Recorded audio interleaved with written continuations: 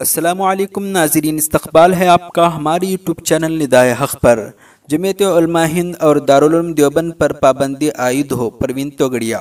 اندر راشٹریہ ہندو پریشد یعنی عالمی ہندو پریشد کے صدر پروین توگڑیا نے متنازع بیان دیتے ہوئے جمعیت علماء ہند، دارالعلوم دیوبند اور تبلیغی جماعت پر پابندی عائد کرنے کا مطالبہ کیا ہے۔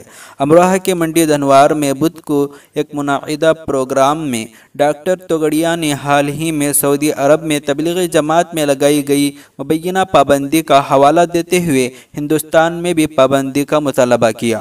واضح رہے، سعودی عرب نے ہندوستان کی تبلیغی جماعت پر کوئی پابندی نہیں لگائی ہے اور نہ ہی اس نے ہندوستان کی تبلیغی جماعت کا ذکر کیا ہے۔ سعودی عرب نے جس تنظیم کا ذکر کیا ہے وہ افریقہ کی تنظیم الاحباب ہے۔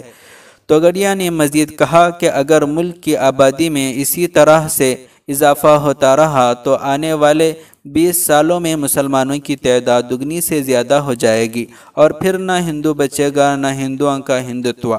انہوں نے مکمل اکثریت والی حکومت سے متھرا اور کاشی میں شاندار مندر کی تعمیر کرائے جانے کا مطالبہ کرتے ہوئے کہا کہ ان کی تنظیم ہندو مفاد میں کام کر رہی ہے۔